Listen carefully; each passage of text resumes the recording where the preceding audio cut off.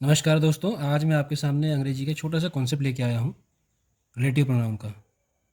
बहुत सारे बच्चों को मैंने पढ़ाया है। मैंने पहले तो आज तक अभी यूट्यूब पे पढ़ाया नहीं है, मेरी पहली क्लास है। और अगर आपको अच्छी लगी तो आप बताना, मैं ऐसे बहुत सारे कॉन्सेप्ट लेके आऊँगा। फिर समय के साथ जैसे भी होगा, आप लोगों की ज़रूरत के अनुसार कोई टॉपिक होगा, अंग्रेजी ग्रामर का कोई और पोर्शन होगा, वोकैबुलरी, कॉम्प्रिहेंशन, ग्रामर कुछ भी, तो मैं उसको बना सकता हूँ। मेरे पास काफ़ी अच्छा अनुभव है पढ़ाने का। मैंने एक चीज़ देखी, रिलेटिव प्रोनाउन अंग्रेजी ग्रामर बच्चे बहुत सी चीज़ रटते हैं, वैसे रिलेटिव प्रोनाउन को रटते हैं। तो इसमें मैं आपको छोटा सा कॉन्सेप्ट बताऊँगा, ज़्यादा कुछ नहीं बताऊँगा आज मैं आपको, छोटा सा वीडियो खाली डेमो के तौर पे कि अगर आपको अच्छा लगे। इसमें मैं आपको सिर्फ एक छोटा सा कॉन्सेप्ट बताता हूँ। कॉन्सेप्ट अगर आपको अच्छा लगता है मुझे बताना, फिर मैं आपको उसको पूरा विस्तार से पढ़ा दूँगा। इसमें देखिए, आप इसमें 3-4 क्वेश्चन सेंटेंस मैंने लिखे हुए हैं। पहला सेंटेंस है the guests who or whom we are talking about have come. ये सेंटेंस ही है। अब इसमें आपको हु या हुम लगाना है। इस तरह के क्वेश्चन एग्जाम में बहुत आते हैं, हु और हुम लगाना है।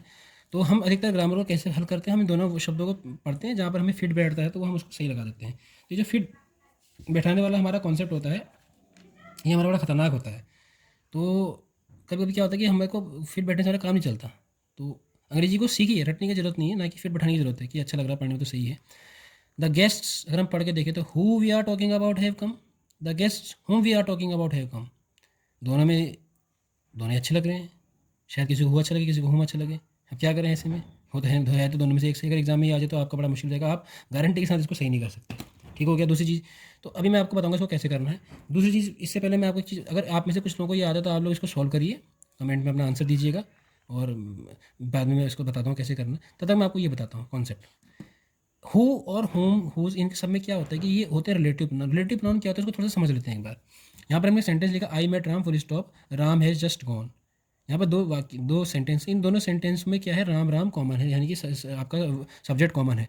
तो आपको पता है कि सब्जेक्ट जो होता है उसके बदले हम क्या लगाते हैं, सॉरी, जो सब्जेक्ट यानी कि जो नाउन है, नाउन के बदले हम क्या लगा सकते हैं, अगर हमको नाउन बार बार रिपीट करने से बचना होता है, हम लगा सकते हैं प्रोनाउन। तो अब इन दोनों सेंटेंस को मैं लिखूंगा, I met Ram full stop he has just gone out, हम ऐसे लिख सकते हैं। लेकिन मुझे दोनों सेंटेंस को एक करना है, जोड़ना भी है। और इस तरह से जोड़ना है कि यहाँ पर इसके बदले प्रोनाउन आ जाए। तो नाउन के बदले आएगा, इसलिए हम उसको बोलते हैं प्रोनाउन। और क्योंकि वो इस जो ये प्रोनाउन आएगा, जहाँ ये भी यहाँ पर प्रोनाउन आएगा, वो प्रोनाउन में जो आगे जो शब्द लगाया राम, इसको सेंटेंस के साथ जोड़ेगा, रिलेट करेगा। तो उसको हम बोलेंगे रिलेट करने वाला, यानी कि रिलेटिव प्रोनाउन। ठीक हो गया। इसलिए उसको बोलते हैं रिलेटिव प्रोनाउन। तो ये हु, विच, हुम, दैट, ये सारे के सारे कंजंक्शन का काम भी करते हैं, रिलेटिव प्रोनाउन का काम भी करते हैं, क्वेश्चन का काम भी करते हैं। तो इसमें भ्रमित होने की जरूरत नहीं है। जैसा ये काम करेंगे वैसा इनका नाम है। यहाँ पर ये रिलेट करने का काम करेंगे तो इनको रिलेटिव प्रोनाउन कहा जाएगा। इसको हम देखते हैं सेंटेंस को। अगर हम इसको ऐसे लिख दें, आई मेट राम। अब हम यहाँ पर लगा दें एक ऐसा प्रोनाउन तो जो राम की जगह आ जाए। तो सभी में, आप में से सभी लोगों ने लगा लिया होगा, यहाँ पर आएगा हु हैज़ जस्ट गॉन। यहाँ पर हमने लगा दिया हु, ये प्रोनाउन है। ठीक हो गया, नाउन के बदले आ रहा है इसलिए हो गया प्रोनाउन। और क्योंकि ये राम को, राम जो है ये कहलाएगा एंटीसीडेंट। राम जो है ये कहलाएगा एंटीसीडेंट। हु का एंटीसीडेंट, रिलेटिव प्रोनाउन का एंटीसीडेंट, यानी कि पहले लगने वाला। तो ये जो हु है, ये राम अपने एंटीसीडेंट को सेंटेंस के बाकी पार्ट से रिलेट करता है। कौन gone out, Ram has gone out. कैसे मालूम चला, हु ने बताया, इसलिए इसको हम बोलते हैं रिलेटिव प्रोनाउन। ये तो ये कॉन्सेप्ट हो गया। अब यहाँ पर हु क्यों आया, क्योंकि यहाँ पर एक लिविंग थिंग है। होम क्यों नहीं आया, क्योंकि यहाँ पर सब्जेक्टिव केस है। यहाँ पर क्या है, सब्जेक्टिव केस। आपने प्रोनाउन में पढ़ा होगा, subjective case, objective case, reflexive case, ये सब।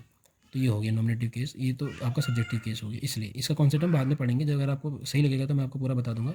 छोटे छोटे टॉपिक लेके मैं आपको पूरा अच्छे से समझा दूंगा, कोई दिक्कत नहीं होगी। ये हो गया।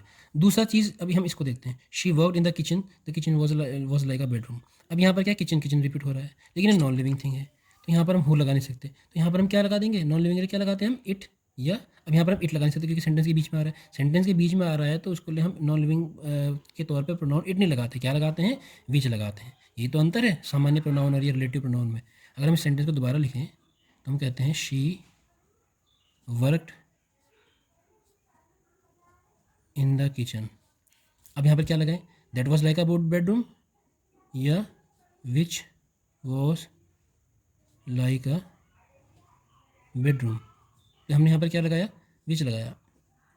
फिर से किचन के बदले लगने वाला प्रोनाउन है, इसलिए हो गया प्रोनाउन, रिलेट कर रहा है। अब यहाँ पर हम इट नहीं लगा सकते ना, she worked in the kitchen it was like a bedroom. Sentence आगे नया सेंटेंस लिखना होता तो हम इट लगाते हैं, लेकिन यहाँ पर सेंटेंस के बीच में आना है इसलिए हमने क्या लगाया, विच, इसलिए उन प्रोनाउन से अलग हो गया। अब क्या है, यहाँ पर कुछ लोग को लग रहा होगा कि दैट भी फिट बैठ सकता है, she worked in the kitchen that was like a bedroom, ये भी हो सकता है। अब क्या करें, दिक्कत तो ये है, विच लगाएंगे दैट लगाएं, खैर इसको हम आगे समझेंगे। अब यहाँ पर फिलहाल के लिए विच हमने लगाया, कॉमा लगा के विच लगा दिया। She worked in the kitchen which was like a bedroom. ठीक हो गया। तो यहाँ पर जो है विच है नॉन डिफाइनिंग प्रोनाउन की तरह काम कर रहा है और नॉन लिविंग थिंग है तो इसलिए विच आ गया। ठीक हो गया। यहाँ पर भी सब्जेक्टिव केस है लेकिन नॉन लिविंग थिंग है इसलिए विच आया। तो दो चीज़ हो रही है, एक तो चल रहा है case, subjective case, objective case, possessive case, ये चलेगा। दूसरा चलेगा कि आपका लिविंग है कि नॉन लिविंग है, ये चीज़। तीसरा फिर जब प्रॉब्लम आएगी विच, इसमें विच लगाएं कि दैट लगाएं कि हुज लगाएं, होम लगाएं, तो फिर उसका हम एक अलग कॉन्सेप्ट पढ़ेंगे, ये जो हमने ऊपर लगाया हु होम वाला। अब हम तीसरा भी देखते हैं, this is the girl all praise the girl. यहाँ पर अभी तक हम सब्जेक्टिव केस पढ़ते हैं, यहाँ पर हम पढ़ेंगे ऑब्जेक्टिव केस। कैसे? This is the girl all praise the girl. अभी तक क्या हो रहा था, यहीं पर शब्द रिपीट हो रहा था, किचन किचन, राम राम। अब ये जो गर्ल है ये चला गया यहाँ। अगर हम सेंटेंस को हम देखें तो यहाँ पर क्या है, ऑल, ये हो गया इस वाले सेंटेंस का सब्जेक्ट, प्रेज ये हो गया वर्ब, ये गर्ल हो गया ऑब्जेक्ट। ये गर्ल क्या है यहाँ पे, ऑब्जेक्ट है, और यही गर्ल यहाँ भी है। तो जो ये गर्ल है वो यहाँ ऑब्जेक्टिव केस में है। ठीक हो गया। और हमें पता है हम ऑब्जेक्टिव केस में क्या लगाते हैं, होम लगाते हैं। इस वजह से हम यहाँ पर हम होम लगाएंगे। तो इसको हम कैसे लिखेंगे, दिस इज द गर्ल।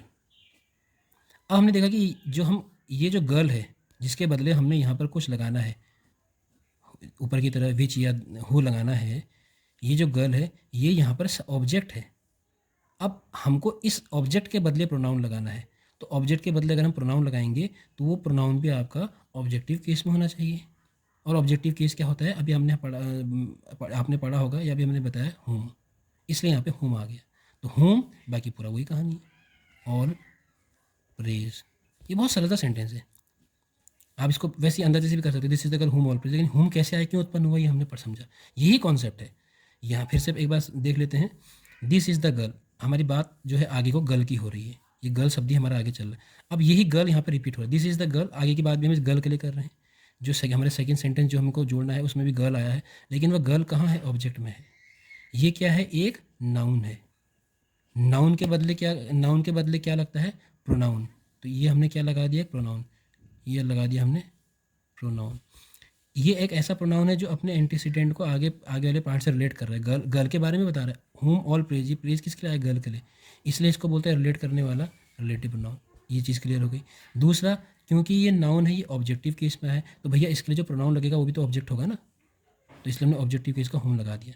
क्योंकि हम देखते हैं ना कि प्रोनाउन केस के हिसाब से चलते हैं, तो जैसा केस होगा वैसा हम प्रोनाउन लगाते हैं। तो ये छोटा सा कॉन्सेप्ट था। अब हम जो मेन क्वेश्चन है हमारा ऊपर, इसकी बात करते हैं। इसमें हमारा जो सही आंसर है वो है हु। मैं ज़्यादा लंबी वीडियो है इसलिए अभी पूरा नहीं बता रहा हूँ, सिर्फ मैं आपके लिए क्वेश्चन छोड़ रहा हूँ। अगर आपको सही लगे पढ़ाया हुआ, कॉन्सेप्ट समझ में आ रहा है, तरीका सही लग रहा है और आपको इस तरह की वीडियो की ज़रूरत है, तो आप मुझे बताना, कमेंट में बताना।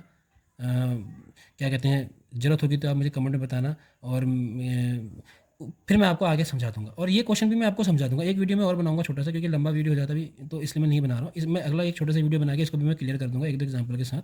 फिलहाल के लिए आप इसका आंसर ये है, आप अपने आंसर से मिला सकते हैं, कैसे हुआ, क्यों हुआ, चाहो तो आप कमेंट में एक्सप्लेन कर सकते हो, अन्यथा मैं अगली वीडियो में आपको बता दूंगा। आपको ज़रूरत होगी तो आप मुझे बताना, लेकिन मैं इसको लेकर मैं आपको पक्का बता दूंगा। ठीक है, चलिए अभी यहीं पर ख़त्म करते हैं। धन्यवाद।